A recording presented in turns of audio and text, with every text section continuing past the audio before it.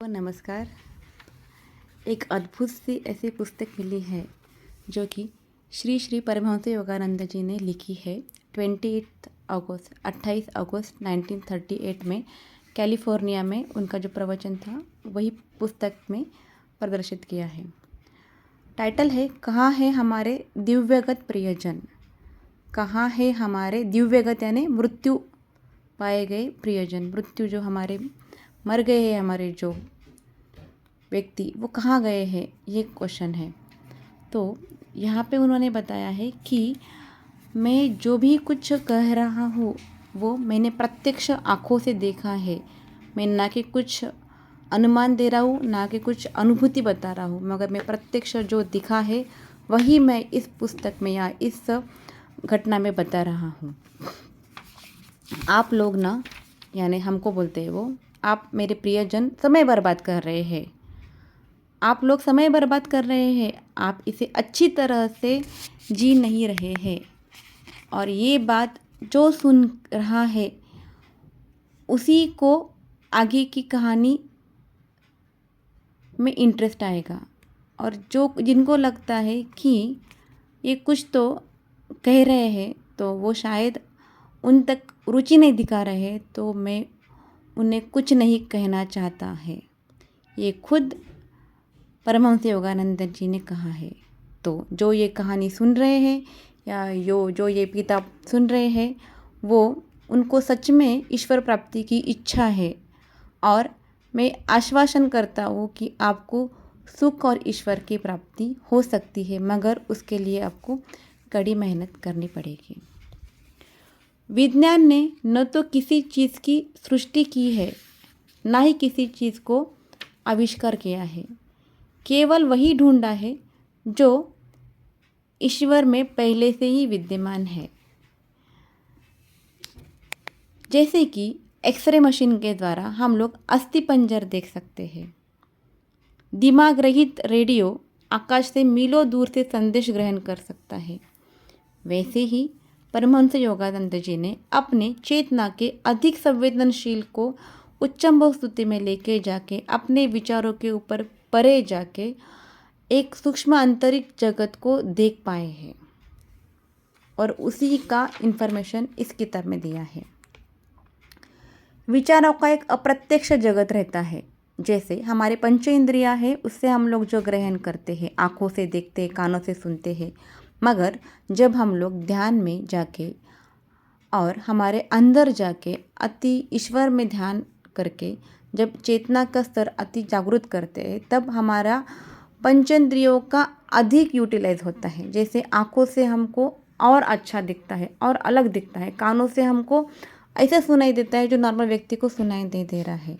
यानी इसके लिए हमको मन की शक्ति विकसित करनी पड़ेगी, आध्यात्मिकता में उन्नति लानी पड़ेगी, तभी हमारे इंद्रिय एक्स्ट्रा ग्रहण कर सकते हैं। बट इसके लिए मन की शांति बहुत इम्पॉर्टेंट है। जब हमारा मन रूपी रेडियो के वेव्स अशांत हो जाते हैं तो हम लोग ये ग्रहण नहीं कर सकते। आगे कहा उन्होंने, स्वर्ग कहाँ है। चौथा आयाम प्राण अणुओं से बना जगत है। स्वर्ग यानी क्या है? एक तो चौथे आयाम प्राण अणुओं से बना जगत है जिसे केवल अंतर्ज्ञान की छठी इंद्रियों से ही अनुभव किया जा सकता है। यानी सूक्ष्म जगत को उन्होंने कहा गया है यहाँ पे। और ये जो है वो जब हमारी छठी इंद्रिया जागृत होती है ना अंतर्ज्ञान में, तभी हमको ये दिखता है। इसके लिए इंद्रिया शुद्ध होना अति इम्पोर्टेंट है। देखिए, दिमाग से थोड़ा अच्छे से विचार कीजिए। जब हम लोग आध्यात्मिक उन्नति करते हैं, जब हमारी इंद्रिया और शुद्धिकरण हो जाते हैं, तब हमारा ध्यान और एकाग्र लगता है, अंतर्ज्ञान की वृद्धि होती है और तब हमारा ओपन होता है हमारा सृष्टि में का सूक्ष्म जगत। सूक्ष्म जगत कहाँ है? जो आसमान में नहीं है, ये हमारे भौतिक जगत के सूक्ष्म स्पंदनों के बिल्कुल पीछे है। फिर से सुनिए, सूक्ष्म जगत भौतिक जगत के स्थूल स्पंदनों के बिल्कुल पीछे है। जहाँ जैसे यहाँ पे सब कुछ दिख रहा है ना, वैसे वहाँ पे भी सब कुछ है, मगर वहाँ पे हम थोड़ा और यंग दिखते हैं, हम थोड़ा और हेल्दी लगते हैं और हमको सर्वाइव करने के लिए वहाँ पे श्वास, अन्न और ऑक्सीजन की ज़रूरत नहीं रहती है। वहाँ पे सर्वाइव करने के लिए बस हमको चाहिए तो विविध रंगी प्रकाश किरणें ही हमको फूड के जैसा काम करते हैं। तो सूक्ष्म जगत यही है सूक्ष्म जगत। जैसे वहाँ पे ना दो लोग हैं, अच्छे लोग और बुरे लोग। हम यहाँ पे जो जो कार्य करते हैं, सच्चरित्र यानी अच्छा हमारा चरित्र रहा है, हम लोग लोगों को हेल्प करते रहेंगे, आध्यात्मिक हम लोग उन्नति करते रहेंगे, तो वहाँ पे भी हमको उच्चम भी स्थान मिलेगा। यहाँ पे हम लोग देवता के जैसा रहे तो वहाँ पे भी हम लोग देव बनेंगे। यहाँ पे हम लोग दानव के जैसा काम करेंगे, किसी लोग को मारेंगे, गाली गलौज करेंगे, चोरी करेंगे, तो हम वहाँ पे भी बुरे लोग में जाएंगे। तो मुझे ऐसा लगता है शायद सूक्ष्म जगत में जाने के बाद यानी मरने के बाद हमको एक तो स्वर्ग प्राप्ति होंगी, नहीं तो नरक प्राप्ति होंगी, ऐसा कुछ बोलना चाहते हैं वो। तो ये सब कुछ उन्होंने प्रत्यक्ष देखा है, वही हमको बता रहे हैं। तो सूक्ष्म जगत में अलग अलग लोग दिखाई पड़े उनको, तो ये सब कुछ मिला है उनको बस अपने आध्यात्मिक दृष्टि को ज़्यादा गहन करने के बाद। फिर उन्होंने कहा है कि वहाँ पे हमारे विचार से ही हम लोग सृष्टि उत्पत्ति करते हैं। अगर हमको तालाब चाहिए तो तालाब सामने आ जाता है, हमको नहीं चाहिए तो वो गायब हो जाता है। यहाँ तक हो गया स्वर्ग कहाँ है यानी सूक्ष्म जगत कहाँ है उसके बारे में इंफॉर्मेशन। अभी चैप्टर के मेन इसमें आते हैं, यानी किताब के मेन इसमें कि हमारे जो आत्माएं हैं वो उनसे हम लोग कैसे मिल सकते हैं। तो इसके लिए उन्होंने कहा है कि जब हम ईश्वर की ध्यान करते हैं और एकदम अंतर शांति में जाते हैं, तब एक जगह बैठना है, ईश्वर का ध्यान करना है, शांत हो जाता है जब मन, तब भ्रू मध्य में केंद्रित करना है मन को।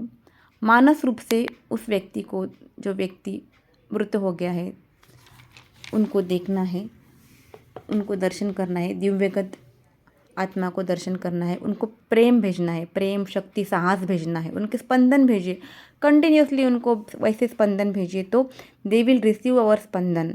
और क्योंकि वो लोग भी हमको भूले नहीं हैं, भले वो हमारे सामने नहीं मगर वो लोग भूले नहीं हैं। उसी टाइम में हमारे अनाहत चक्र में एकाग्रता करनी है और सपनों में वो दर्शन देने के लिए आएंगे अगर हम लोग उनको कंटिन्यूसली स्पंदन भेज रहे हैं प्रेम का, और हमारे अनाहत चक्र में हम लोग कंटिन्यूसली उनको जागृत कर रहे हैं। तो कभी कभी सपने रिपीट हो जाते हैं, कभी कभी ध्यान में भी हम लोग उनको देख पाएंगे। यानी किसी को भी, गुरु रहने दो, हमारे प्रियजन रहने दो, या दिव्यगत प्रियजन आत्मा जिनको हम लोग चाहते हैं या जो हमको मिलना चाहते हैं, वो भी हमको दिखाई देंगे। और एक ऐसी उच्च अवस्था प्राप्त हो जाएगी ध्यान की, तब वो प्रत्यक्ष रूप में भी हमको दिखाई देंगे। जैसे कि सेंट फ्रांसिस रोज रात को जीसस क्रिस्ट को प्रत्यक्ष शरीर रूप में मिलते थे। ये बात नोट कीजिए। यदि आप ईश्वर का गहन ध्यान करेंगे तो वो आपको ये सब कुछ दिखाई देंगे। जो पुनर्जन्मित हो चुके हैं आत्माएं, वो उनके स्पंदन, हमारे स्पंदन उनके पास जाएंगे, मगर जब वो सोएंगे उस टाइम में जाएंगे। समझो मैं कुछ आत्मा को हम लोग कुछ याद कर रहे हैं, मगर उन्होंने फिर से जन्म लिया है, तो क्या कहाँ मिलेंगे वो? तो पुनर्जन्मित होने के बाद अगर जब वो सोएंगे ना, तब हमारे स्पंदन उनके पास जाएंगे और मे भी हमारे सामने वो आएंगे भी, मगर अलग रूप में आएंगे।